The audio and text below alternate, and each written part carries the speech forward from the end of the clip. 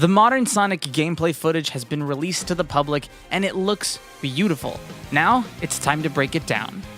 Hey, I'm Phoenix, and this is the quick breakdown and analysis of the new modern Sonic gameplay footage from Sonic Forces. Now to start off, the city looks like it used to be extremely bright and vibrant.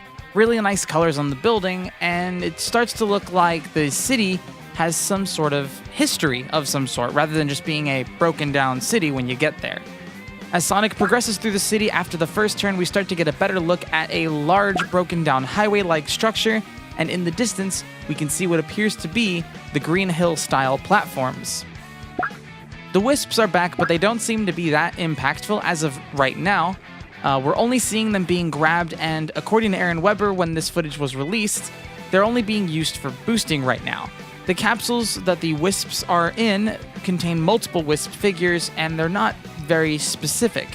This gives me the impression that Wisps may not have that big of a role from an individual Wisp power perspective, but we still need to keep our eyes peeled for how these Wisps will be integrated further on down the road. Now, as we progress on, we see the Death Egg robot color scheme. It's very, very interesting, and it's not the same. Eggman normally colors his robots a certain way to kind of match his own color scheme. Now, this may have something to do with the fact that the gameplay footage is from early development, or this may be an intentional color scheme change for multiple reasons.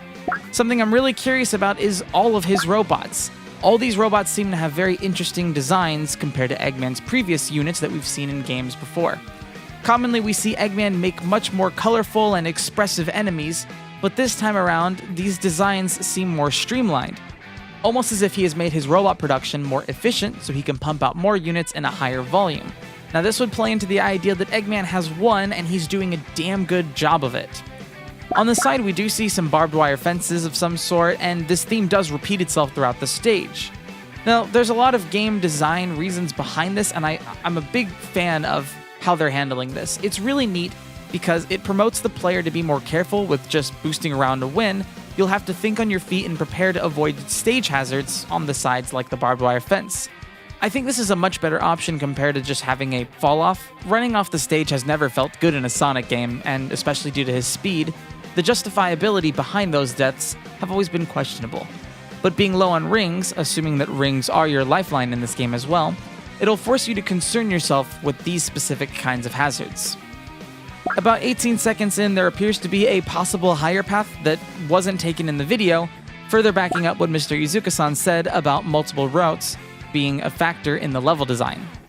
Sadly, as you scrub forward a little bit, it's hard to see where that path could have led, so this may just be to the fact that this is an early build and design, and the multiple paths weren't ready to be shown off yet.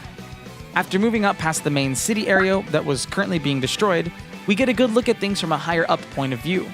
There are a lot of Green Hill Zone-like elements, almost as if the city was built on Green Hill Zone.